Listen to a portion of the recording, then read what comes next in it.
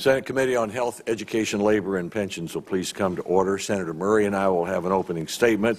Then we'll introduce our panel of witnesses. Senator Mikulski will introduce the first witness. And then after our witness testimony, senators will each have 5 minutes of questions. I look forward to hearing from our witnesses about the challenges we face and the solutions that they offer. Senator Murray. Thank you very much, Chairman Alexander. Thank you to all of our colleagues who are here today. I am really glad that we have this opportunity today to continue our discussion about ways to improve our mental health care system. And we've got a really incredible group of witnesses today joining us to share your expertise and and experiences. So thank you all for coming. As I'm sure all of us do, I hear far too often from families in Washington State about loved ones, friends, neighbors who are struggling with mental illness and aren't getting the support that they need.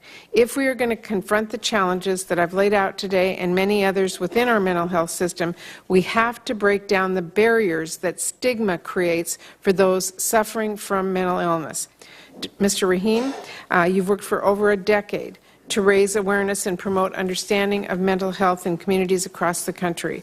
And you've been an inspiration to many people who otherwise might not have had the courage to seek help.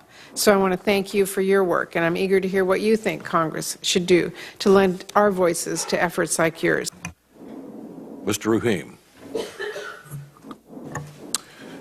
Chairman Alexander, Ranking Member Murray, members of the Health, Education, and Labor Pensions Committee.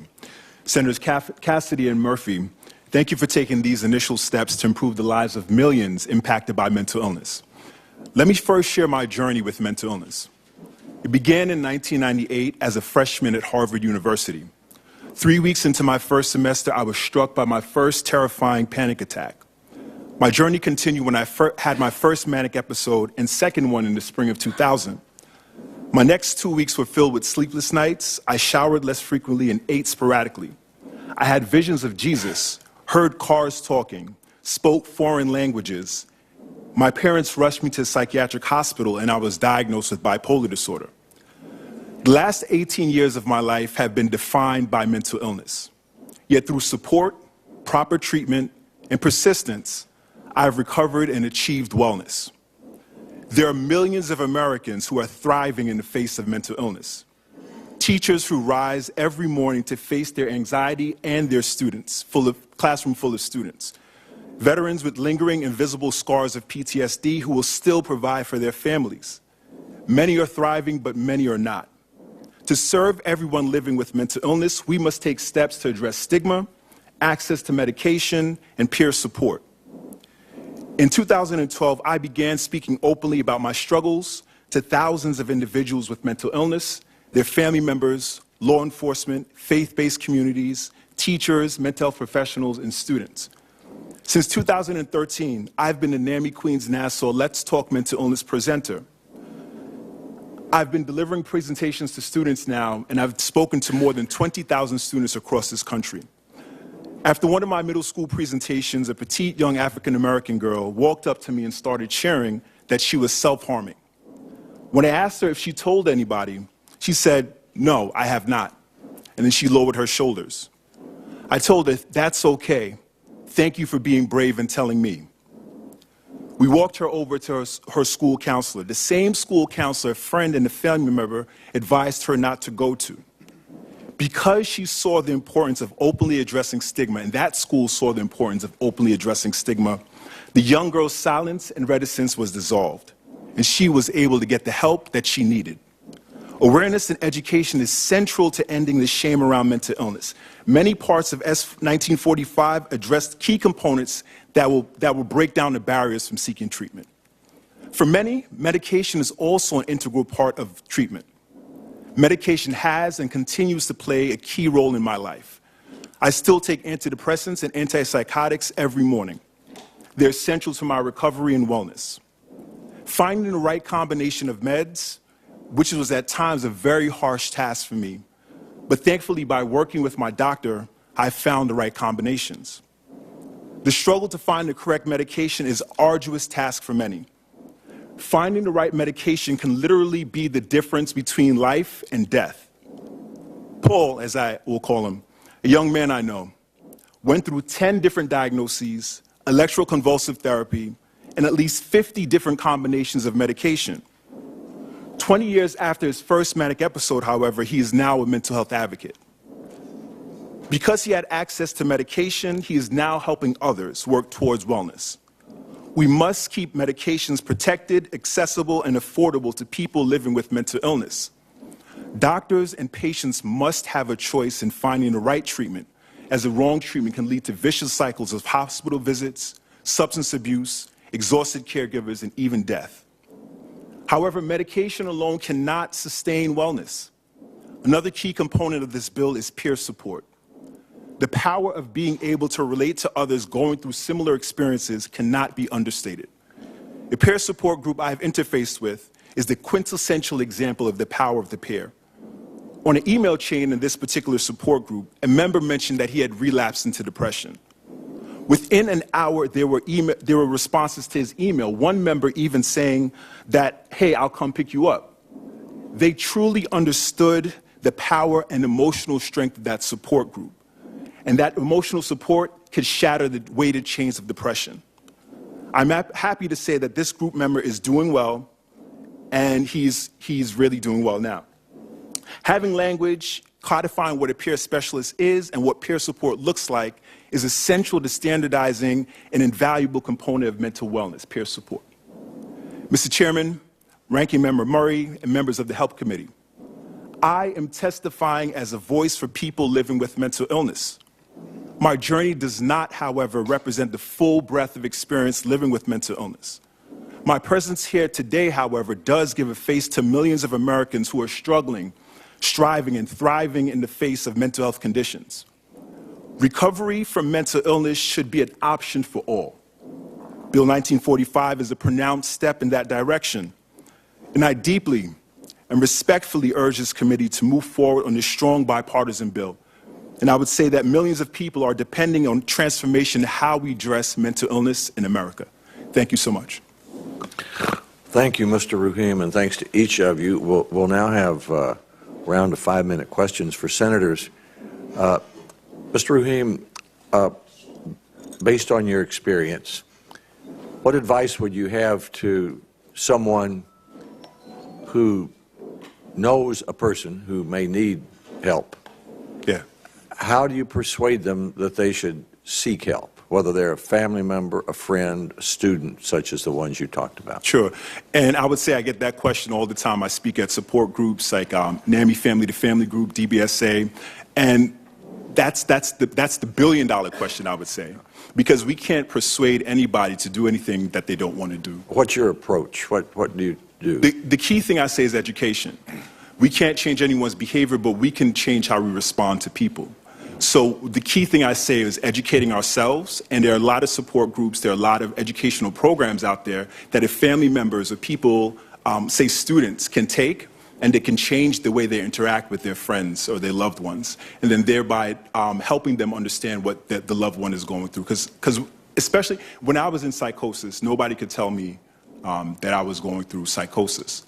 But my parents were fortunate enough to bring me to the hospital. Because they changed their way of approaching my condition, they were able to get me help. Senator Murray. Thank you, Mr. Chairman. Mr. Rahim, thank you so much for sharing your story with this committee and for all the work you've been doing with people across the country. It's very impressive. Your message that people aren't defined by their mental illness is really a powerful one, and I appreciate that. Thank you. I wanted to ask you, as you talk, particularly with young people, what are the most common forms of stigma that you hear about? Yes, so some of the most common forms are, I don't want my friends to know, right? I don't want my family members to know, or even sometimes parents. Students want to talk about what they're going through, but it's their parents that don't want to help them get the help. So that's a case. So they sometimes. fear their parents will... Yeah, so they fear that their parents will, well, oftentimes there's maybe a guilt associated around, is my child broken or is my child sick? And sometimes it's the parents, when the students come to them, when their daughters and sons come to them, they actually want the help, but sometimes the parents are reticent and not getting them the help that they need. But students, yeah, a lot of them are open and willing to talk, especially making it and putting that conversation out there. So having somebody else besides your parent to talk to is critically important. That's so one of the resources things. in the community that they feel comfortable accessing. But I often hear from parents, too, that if they don't know who to call when their child says, I mean, who do I call? My child is telling me they have this issue, but they don't know who to call. What do you tell them? Sure. Well, sometimes there is the bridging the gap between what resources are out there and what is actually known. So I think there's a key component is that education component is what is out there, what is available, and knowing that it's okay to seek those resources. Your child is not broken, you're not wrong or bad if something happens to your child. And it's really providing that bridge, that knowledge gap that, listen, there are resources and it's okay to use them. Mr. Rahim, your story was so captivating and you're so courageous to continue to tell it. I wanted to ask you about this question of coordination. I wanted to ask you the question about the barriers that patients face in trying to find a quarterback for their care, the worry that's involved in just trying to figure out which provider is the best place to start, where they eventually go to get the care they need. How can we do a better job of coordinating all of the good things that are happening in the system so that it's easier for patients to navigate? Right. So I can take a step back and share what happened with me about 17 years ago now. My parents were able to bring me directly to a hospital in Queens. I was and you talk about the waiting area being chaotic. I thought that I had hallucinations in the waiting area. I thought that I saw Jesus and prophets, but I was able to get hospitalized that night, right? And I was able to get medication that night. And I was able to get in the ward that night, and I spent 2 weeks there. So I think that early care, as Dr. Hepburn is talking about, is so critical. But I was able to get that in that moment. To speak to the larger issue and larger problem, I think that having that care, the immediacy of care is so critical, and I know it was critical for me. Man, if we could put you in a bottle and sell you, the whole world would be better off. But oftentimes those who are mentally ill will not take their medicine. And the revolving door comes, they feel well, they stop taking their medicine, they're back with Miss Blake. Now, what motivated you to take your medicine, and what do you recommend for those who do not take their medicine? What would you recommend to kind of encourage them to stay on that path of recovery? Medication does not define who you are. You are defined by your experience and not your mental illness. Mental illness is also, defining mental illness is also how you think about yourself and the things that how you're labeled. So the appropriate mindset, number one. What else? Number one is appropriate mindset, and number two is in finding the right medication, knowing that you'll have to go through a combination. There is no one medication that is a panacea for mental illness, and that's why more research is needed. So know that you have different combinations. Know that you're not defined by your medication or your mental illness, and having the ability to self-report to your doctor. Know how the medications are affecting you. Know how they're impacting your treatment, as well as your body, and know that you'll have weight gain. You'll have some sort of response and reaction. So I think those are key components. One, trial and error. There's going to be different combinations. Two, know that it'll have an impact on your body. Three, self-report. And four, know that they do not define who you are. Mental illness does not define who you are. Thank you. I yield back. Thank you. Thank you for the testimony today from all four of you. The committee will stand adjourned.